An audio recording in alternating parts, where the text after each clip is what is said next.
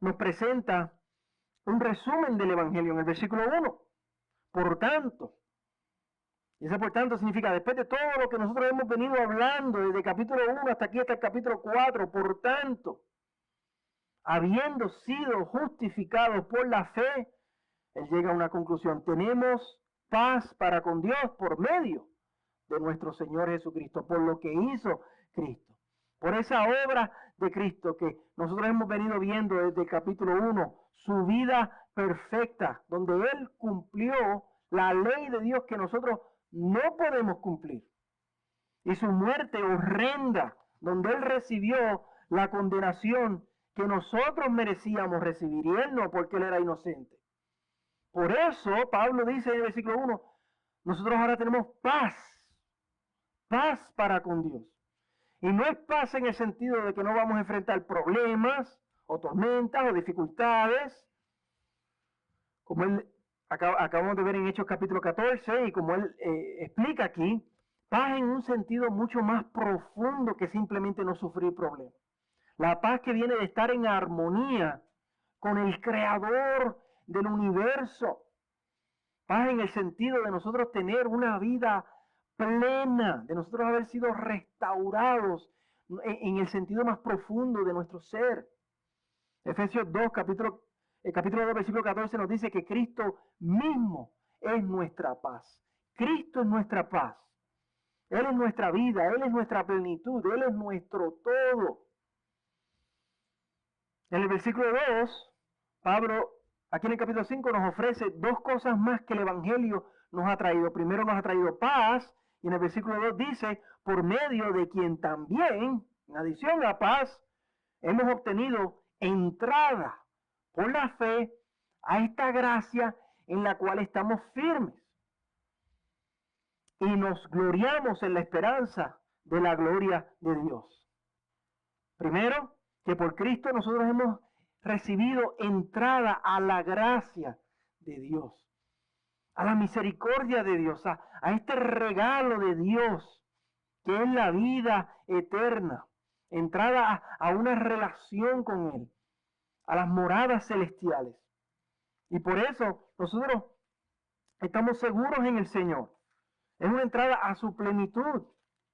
Es algo también que dice que está firme, que no cambia, que es inamovible.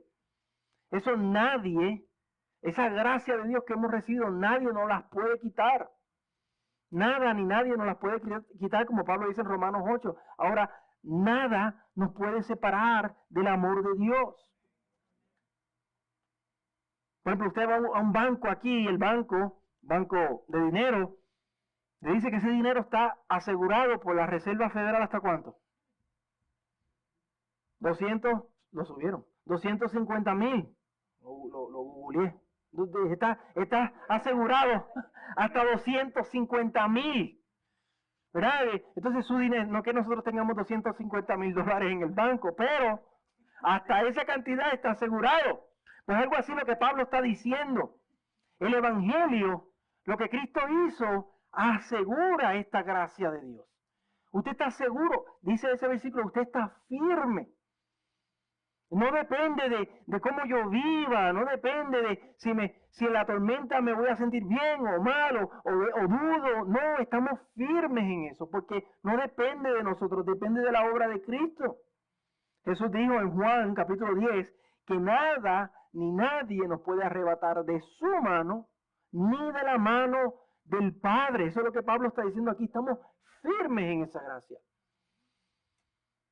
Segundo, que vemos en el versículo 2, otra vez por la obra de Cristo nos podemos gloriar en la esperanza de la gloria de Dios. Palabras de domingo. Gloriar en la esperanza de la gloria de Dios. Aunque usted no ha entrado al cielo todavía, por la obra de Cristo, nosotros estamos ya sentados en lugares celestiales con Cristo Jesús. Eso ya es suyo y usted se puede gloriar en eso como si eso ya usted lo tuviera en sus manos.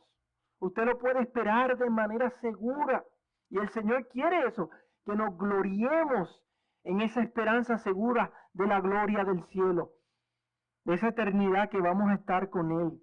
Aunque no estamos ahí, ya podemos en cierto sentido oler el cielo. Podemos probar el cielo. La boca se nos hace agua ya por el cielo, por lo que Cristo ha hecho por nosotros. Y eso es seguro. Pablo le dice a los corintios, en 2 Corintios capítulo 4, versículo 17, que las aflicciones y las tormentas de esta vida lo que producen en nosotros es un eterno peso de gloria. Las tormentas de esta vida lo que hacen es que nos huela más el cielo, que anhelemos más el cielo, que la boca se nos haga más agua por el cielo. Y nosotros podemos ya, por lo que Cristo hizo por nosotros, podemos sentir la seguridad de esa gloria de Dios. Ahora, todo lo que Pablo ha dicho aquí, versículo 1 y versículo 2, todo esto es verdad.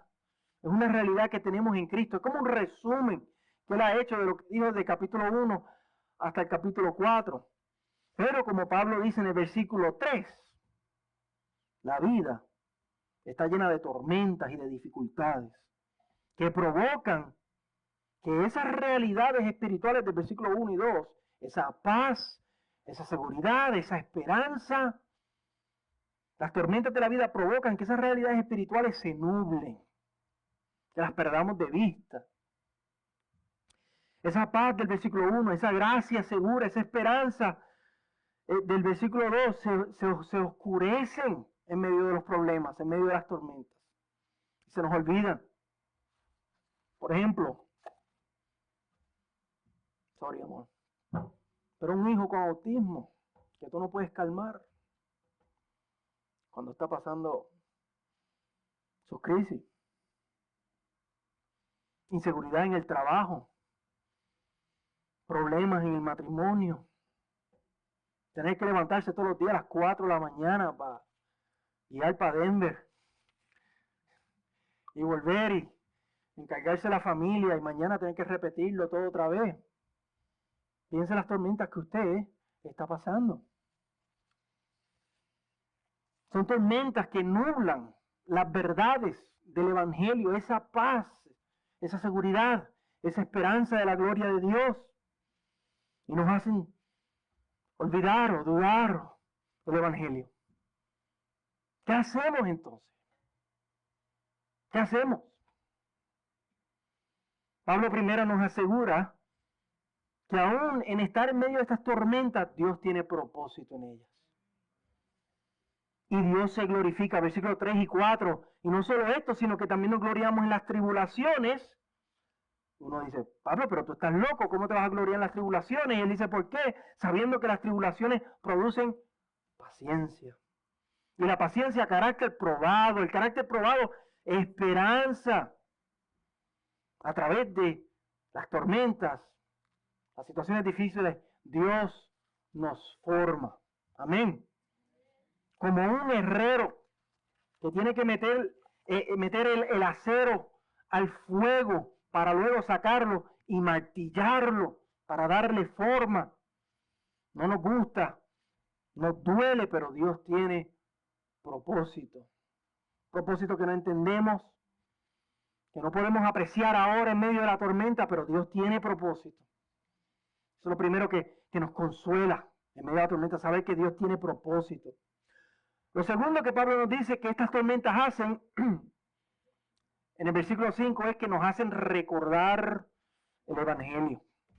Nos hacen anhelar más esas moradas celestiales. Versículo 5, y la esperanza no desilusiona porque el amor de Dios ha sido derramado en nuestros corazones por medio del Espíritu Santo que nos fue dado. Las tormentas nos hacen recordar el amor de Dios que ha sido derramado por nosotros.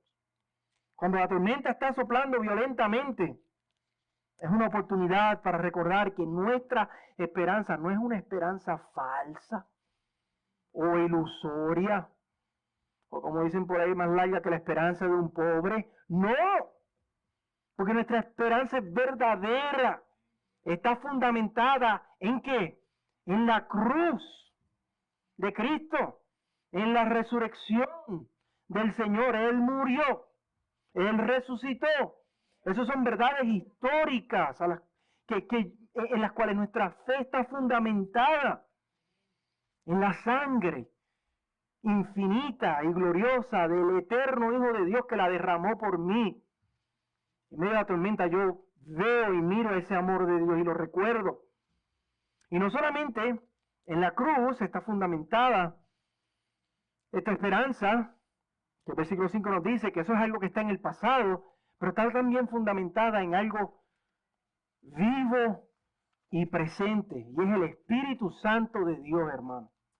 El Espíritu Santo de Dios, lo vemos ahí mencionado en el versículo 5, el amor de Dios que ha sido derramado en nuestros corazones por medio del Espíritu Santo que nos fue dado.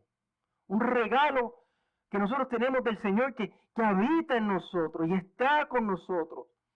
Efesios 1, versículos 13 y 14 dice que el Espíritu de Dios es una garantía, es un adelanto, que estamos sellados por el Espíritu de Dios. O sea, yo le pertenezco a Él. El Espíritu Santo de Dios con nosotros hoy en medio de las tormentas nos ayuda a saber que esta esperanza es verdadera, que yo tengo una segura salvación. Pero estas tormentas a veces pueden ser violentas. Hay tormentas y hay tormentas, ¿verdad? Hay categorías de huracanes y hay categorías de tormentas en la vida. Hay tormentas que nos pueden sacudir tanto que nos pueden hacer dudar todavía más. Imagínate que usted está pasando un tiempo difícil, ya, una temporada difícil. Pero aún así usted se levanta temprano y ora y lee la palabra del Señor, dedica su vida al Señor como creyentes que somos. Y usted dice, bueno, a pesar de lo que estoy pasando hoy, Dios está en control. Yo confío en el Señor. Y usted sale por la puerta a hacer sus quehaceres. Pero ese día todo te sale mal. Encima de que las cosas ya están mal, todo te sale mal. Y recibes una llamada con malas noticias. Y te peleas con todo el mundo. La tormenta aprieta y sacude más violentamente de lo que ya estaba sacudiendo. Si no sabías dónde estaba el norte, ahora de verdad que estás aún más perdido todavía. En momentos así, bien fácil y bien rápido se nos olvida el amor de Dios, a pesar de que lo recordamos durante la mañana. En esos momentos es que tenemos que otra vez, en medio del día, cuando la tormenta aprieta, mirar el compás otra vez. Tenemos que reconsiderar el Evangelio. Y eso es lo que Pablo dice en los versículos 6 y 8. Él dice, después que menciona esas tribulaciones, él dice, porque mientras aún éramos débiles, a su tiempo, Cristo murió por los impíos. Porque difícilmente habrá alguien que muera por un justo, aunque tal vez alguno se atreva a morir por el bueno y sigan la lógica de lo que Pablo está diciendo aquí. Es raro que alguien muera por uno bueno. Y vamos a decir que alguien muera por uno bueno. Pero el versículo 8 dice, pero Dios demuestra su amor para con nosotros en que siendo nosotros pecadores, y recuerden lo que vimos en el capítulo 1, en el capítulo 2, Dios demuestra su amor para con nosotros en que siendo pecadores, Cristo murió por nosotros. ¿Qué hacemos en medio de la tormenta cuando aprieta aún más? Recordamos lo increíble, lo sorprendente, lo maravilloso que es el Evangelio. Y la implicación de eso para nuestra vida. Eso es lo que significa cuando Juan 3:16 dice, de tal manera amó Dios al mundo. En Juan, lo que el apóstol Juan está tratando de decir es que tratar de abrirnos los ojos de la calidad, de lo sorprendente, de lo increíble que es el amor de Dios. Y es lo mismo que Pablo está tratando de hacer aquí. Hay quien muera por uno bueno, pero por el malo nadie muere. Y Dios murió por ti y murió por mí. Y Pablo lo que está diciendo, en medio de las tribulaciones, en medio de las tormentas, especialmente cuando aprietan más todavía, necesitamos recurrir al seguro compás del Evangelio y decir, Él dio su vida por mí cuando yo era todavía un impío. Y yo puedo tener seguridad de que Él tiene propósito, de que yo estoy seguro en esa esperanza, de que yo tengo paz para con Dios, para otra vez encontrar, aún en medio de la tormenta, dirección y seguridad.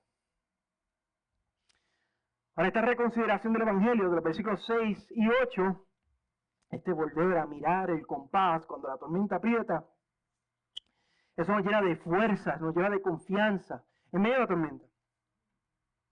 Vuelve a vigorizar nuestra fe para nosotros seguir luchando aún en medio de la tormenta. Nos lleva a pensar que si Dios entregó a su único Hijo por mí, de tal manera amó Dios al mundo, entonces, si Él hizo eso ya, si ya Él pagó el precio más alto, ahora que yo estoy en medio de la tormenta, ahora que ya yo soy su hijo, Él ahora no me va a abandonar. Pablo sigue usando la lógica. Si Él ya dio su vida por mí, Él ahora no me va a abandonar. Todo lo contrario. Ahora, en medio de esta tormenta, en medio de esta confusión, en medio de esta debilidad, ahora mucho más Él me va a ayudar. Ahora mucho más Él me va a sostener. Es como si Él dijera, ya Dios puso una inversión demasiada alta al principio, entregando a su Hijo. Él no va a abandonar esa inversión ahora. El que comenzó la buena obra en mí, ¿qué va? La va a terminar. Y nosotros, eso nos da fuerza para que podamos seguir. Yo tengo que seguir adelante. Yo no me puedo rendir. Él me va a salvar. Porque Él no solamente me ha salvado del infierno, Él también me va a salvar aún en medio de esta tormenta. Lo que no significa que no vamos a sufrir la tormenta. Lo que significa es que la vamos a cruzar y vamos a llegar a salvo al otro lado. Aunque eso signifique perder la vida y que yo llegue al cielo, porque ese es el destino final. Pero vamos a llegar a salvo. Y eso es lo que Pablo está diciendo en los versículos 9 y 10. Versículos 9 y 10. Entonces, mucho más, habiendo sido ahora justificados por su sangre, ahora, ya que eso pasó, ahora vamos a ser salvos de la ira de Dios por medio de Él. Porque si cuando éramos enemigos fuimos reconciliados con Dios por la muerte de su Hijo, miren la lógica, mucho más, habiendo sido reconciliados, seremos salvos por su vida. Cuando las tormentas aprietan y volvemos a recordar el Evangelio, volvemos a mirar el compás, entonces el Evangelio nos da fuerza para seguir. Nos da esperanza, nos renueva y podemos seguir adelante. Recordamos verdades como la de Romanos 8:32. El que no negó ni aún a su único hijo, ¿cómo ahora Él no me va a dar todas las cosas? Usamos esa lógica del Evangelio para que nos sostenga en medio de las tormentas, para que nos dé dirección. Y en ese momento, cuando hacemos eso, ocurre una renovación espiritual sobrenatural en el creyente, en usted y en mí, que nos lleva a poder seguir adelante.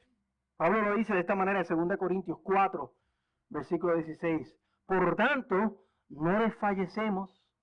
Antes bien, aunque nuestro hombre exterior se va desgastando, va decayendo, sin embargo el hombre y la mujer interior se renueva de día en día. Eso lo hace el Espíritu de Dios cuando volvemos a mirar ese seguro compás del Señor en medio de las tormentas. Y quizás usted, hermano, hoy necesita esta renovación del Señor. Usted está cansado del camino, usted está en medio de una tormenta que ha apretado, está desanimado, desalentado, pero hoy el Señor, por su palabra y su Espíritu, lo renueva. Reciba esa renovación del Señor, hermano. El Señor hoy nos enseña que podemos ser renovados día a día, sin importar las circunstancias. No importa cuán fuerte sea la tormenta, porque el amor de Dios es más grande, es más inmenso. Porque la realidad de la sangre de Cristo es más poderosa que la tormenta. Y la presencia del Espíritu Santo en nosotros es más fuerte y es más real todavía. Pablo cierra el pasaje en el versículo 11 diciendo y recordándonos nuestro seguro destino. Igual que como habría en el versículo 1 y versículo 2, especialmente el versículo 2, recordándonos nuestro seguro destino, el cual las tormentas de esta vida, no importa cuán fuertes sean, no puede opacar, no pueden evitar, no pueden intrometer. Y todo lo contrario, las tormentas de esta vida otra vez nos hacen recordar ese destino. Nos hacen olerlo, saborearlo, se nos hace la boca agua por esa gloria del Señor que nos espera. Pablo dice en 2 Corintios 4, 18, pues esta aflicción, esta tormenta leve y pasajera, produce en nosotros un eterno peso de gloria.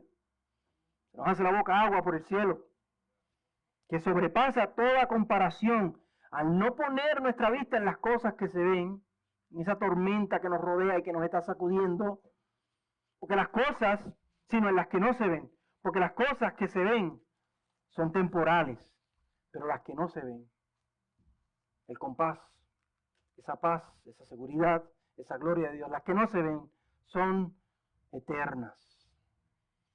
Por tanto, hoy no importa las tormentas que estemos enfrentando, hermanos, o las que vayamos a enfrentar mañana, el Señor nos llama a mirar el compás del Evangelio y que confiemos, porque Cristo nos ha salvado. Si nos ha salvado, ciertamente nos salvará y llegaremos a salvo a la gloria del Señor por el poder del Espíritu de Dios que habita en nosotros.